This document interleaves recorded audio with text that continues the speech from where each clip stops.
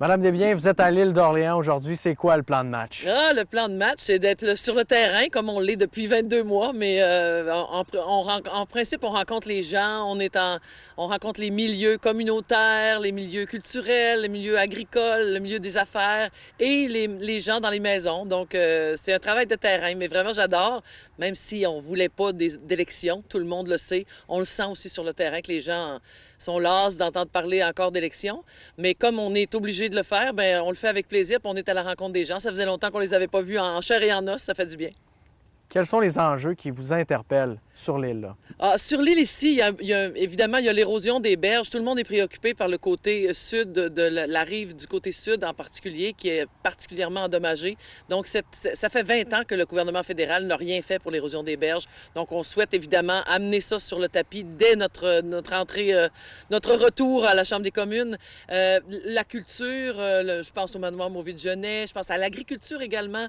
Il faut soutenir les agriculteurs. On l'a fait dans les 22 derniers mois. Les travailleurs étrangers temporaires, on a soutenu les agriculteurs, on est allé au front pour essayer de leur avoir des montants supplémentaires pour supporter cette transition de quarantaine et c'était très, très compliqué. Les gens ont été d'une débrouillardise, d'une volonté de s'en sortir extraordinaire et on était là pour répondre à leurs demandes et on l'a fait avec un grand plaisir. On l'a fait de nombreuses fois. Je pense qu'aujourd'hui, en tout cas sur le terrain, ce que je vois, c'est que on parle d'agriculture, mais moi, je fais de la récolte. Je récolte énormément d'appréciation et ça me touche vraiment. Qu'est-ce que les gens vous disent à l'île d'Orléans en regard de leurs attentes vis-à-vis leur Ben, député fédéral, là? Bien, le député fédéral, en fait beaucoup de représentation, hein, qu'on soit au pouvoir ou qu'on soit dans l'opposition. Le travail d'un député de terrain, c'est de porter les enjeux locaux jusqu'à Ottawa et de faire en sorte que le gouvernement entende les situations, comprenne les problématiques. Et notre rapport aussi avec les fonctionnaires fédéraux, avec certains ministres avec lesquels on est plus interpellé que d'autres. Et très franchement, le Bloc québécois, en général, a une façon bien particulière, bien québécoise d'aborder les sujets, d'aborder les enjeux. Et on fait un travail d'équipe. Au lendemain d'une élection, tout le monde travaille ensemble, même si on n'est pas du même parti. On veut, en général, que les choses avancent. Donc, le gouvernement minoritaire, évidemment, pour le Bloc québécois, est un avantage par rapport à un gouvernement majoritaire. Ce qu'on souhaite, évidemment, c'est qu'on reste minoritaire et que nous, on prenne encore plus de place au sein de la Chambre des communes pour être capable de défendre les enjeux du coin. Maintenant, les enjeux de la côte de Beaupré, de l'île d'Orléans, de Beauport, c'est des enjeux qui ressemblent un peu aux enjeux nationaux, c'est-à-dire on est préoccupé par les aînés, évidemment, par les transferts en santé. Tout le monde le réclame, même les autres provinces dans le Canada. Le Québec est un leader dans cet enjeu de transfert en santé.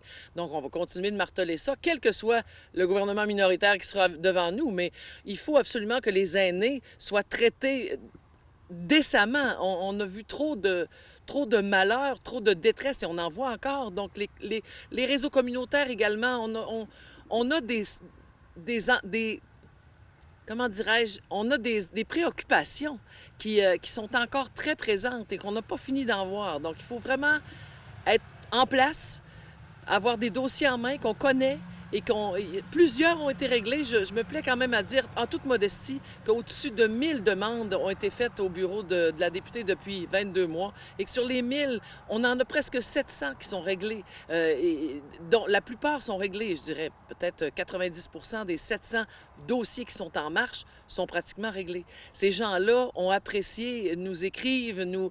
Alors, il faut continuer de travailler dans ce sens-là. On possède, ma foi, moi, je connais le territoire par cœur. Je connais les intervenants sur place par cœur. Développement Côte-de-Beaupré, Alliance Affaires, ici à l'île d'Orléans.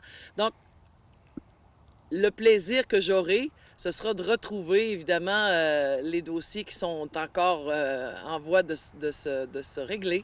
Et j'espère le faire avec tout mon ardeur et tout ce qu'on me connaît comme vaillance, parce que j'ai une équipe très vaillante. Pour nous, c'est important. Pour moi, c'est très important de m'entourer de gens extrêmement vaillants et pertinents. Et je pense qu'ils le sont. Chacun a ses grandes forces et ça fait en sorte que le travail est bien fait. Quand on regarde votre programme électoral et la plateforme du Bloc québécois, est-ce qu'il y a des idées qui pourraient répondre aux besoins des des gens de l'île Ben, d'Orléans. ben absolument. En fait, l'immigration est un enjeu important du Bloc québécois. On voudrait rapatrier, en fait, la gestion de l'immigration des travailleurs étrangers. Je pense que si le Québec rapatriait ça, ce serait beaucoup plus simple et on serait beaucoup plus proche des enjeux et des besoins concrets de nos agriculteurs ici. Évidemment, l'agriculture, il y a beaucoup d'agriculture de niche ici dans la région. Donc, ces petits agriculteurs ont besoin d'un soutien particulier. Il ne faut pas se faire avaler par la grande machine canadienne qui voit tous les argents versés dans ces grandes machines-là au détriment des petits agriculteurs. Donc, pour nous, c'est un enjeu important, l'agriculture. La culture également, le tourisme, ce sont des valeurs que je connais personnellement, puisque j'y suis personnellement concernée. Et donc, je possède cette... Moi, on peut pas besoin de m'expliquer c'est quoi un enjeu touristique et le lien qu'il y a entre la culture et le tourisme dans un secteur comme ici. C'est que l'un est l'aliment de l'autre. La rétention touristique est créée par la culture et la culture vit de la rétention touristique parce que le tourisme fréquente les lieux culturels. Donc, c'est des vases clos et que j'ai fait comprendre au ministre du Patrimoine, d'ailleurs, qui m'a écouté, qui m'a entendu, et on a vu des sommes annoncées. Maintenant, il faut voir si ces sommes-là vont être bien réparties, si on aura, nous, dans le secteur ici, notre large part. Donc, on va travailler là-dessus, évidemment. Le nom de la circonscription, est-ce que c'est un enjeu dont les gens vous parlent sur le terrain? Pas du tout. Pas du tout. Mais écoutez, je pense qu'il y a deux facteurs là-dedans. C'est que je trouve ça un petit peu gratuit d'instrumentaliser de manière électoraliste le nom d'un grand poète, de notre grand emblématique poète Félix Leclerc. Et maintenant, est-ce que la famille est concernée? Est-ce qu'on a demandé l'aval de la famille? Bien, il faut quand même questionner les gens qui sont directement liés à ce grand homme. Franchement, on aurait intérêt à garder la famille proche de cette idée-là.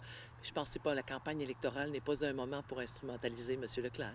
Mais quand même, est-ce que le gouvernement canadien pourrait déployer des initiatives là, différentes là, pour justement mettre en valeur l'œuvre de Félix Leclerc et l'impact qu'il a eu sur la communauté aussi? Bien, là? absolument, absolument. C'est sûr que c'est déjà... D'ailleurs, ça a déjà quelque chose qui a été énoncé par le Bloc québécois. Plusieurs artistes, d'ailleurs, ont porté le Québec à l'international et on se doivent d'avoir cette reconnaissance. Maintenant, c'est à Patrimoine Canada qu'il faut faire la demande et c'est ce qui est en marche d'être fait à bien des égards.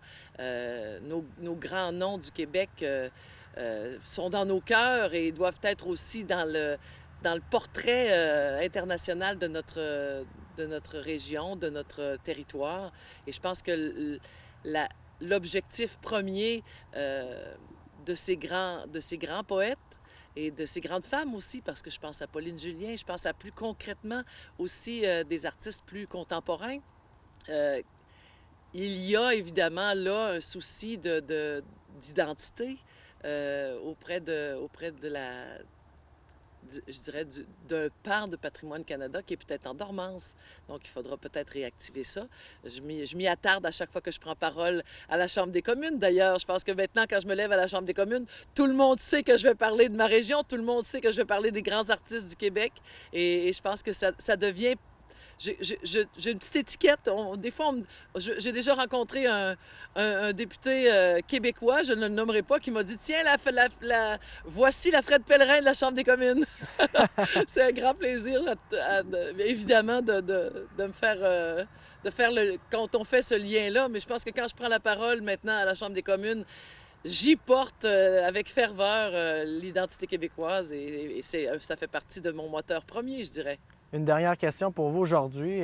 Quelles sont les priorités de la population là, quand vous leur parlez directement? Qu'est-ce qui les interpelle vraiment, au fond? Bien, en fait, c'est la relance qui passe par la main-d'œuvre, qui passe par... Évidemment, il y a tout le souci qui reste constant des aînés, des soutiens aux entreprises communautaires qui supportent le milieu à bout de bras. Il y a le développement économique, mais tout ça, le grand chapeau de ça, c'est vraiment la main-d'œuvre. Parce que si on a beau avoir des projets, des budgets, si on n'a pas de main-d'œuvre pour les mettre en marche, c'est foutu. Donc, il y a tout un pan d'exercices à faire quand on pense main-d'œuvre. Il y a plusieurs pans sur lesquels on peut travailler. Évidemment, il y a l'assurance-emploi qui est peut-être plus davantage concerné par l'Est de mon comté, mais il faut sécuriser les gens qui ont envie de venir s'installer dans la région. Donc, il y a une attractivité également. Donc, les familles, donc, à attirer les gens vers nous. Il y a un pan de notre main-d'œuvre qui concerne également l'immigration. Au Bloc québécois, on défend une immigration intégrée, qui sera heureuse de rester parmi nous, qu'on sera heureux de côtoyer. Et pour ça, il faut un minimum de communication. Donc, c'est la langue à ce moment-là qui devient une priorité dans les critères d'immigration. Je pense que pour le Québec, on devrait avoir des critères plus spécialisés pour que les gens qui viennent vivre ici, on soit heureux et ils soient heureux. L'objectif, c'est le bonheur, parce que si les gens ne sont pas heureux quelque part, ils s'en vont. Donc, la rétention de la main-d'œuvre est importante.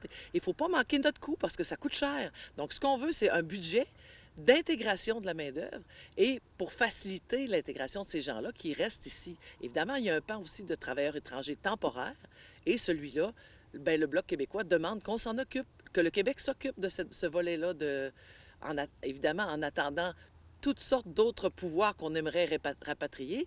Mon autre grand thème, ce serait peut-être de faire comprendre au fédéral qu'il a des juridictions, qu'il les garde jusqu'à preuve du contraire, mais les juridictions du Québec regardent Québec. Et pour ça, le Bloc québécois est au front constamment pour empêcher le fédéral de venir étendre ses tentacules puis se mêler de nos affaires. Quand on dit qu'on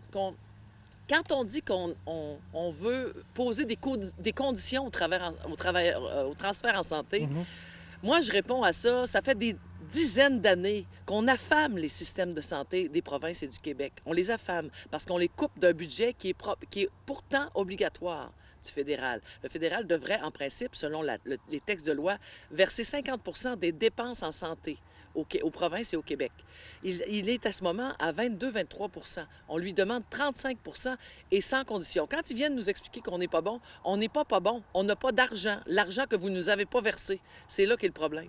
Alors, mêlez-vous de vos affaires, laissez faire les conditions, on va s'occuper de nos gens, on va s'occuper de nos malades et notre personnel de la santé, on va s'occuper de bonifier les salaires du personnel en place parce qu'on va avoir l'argent que vous devez nous verser.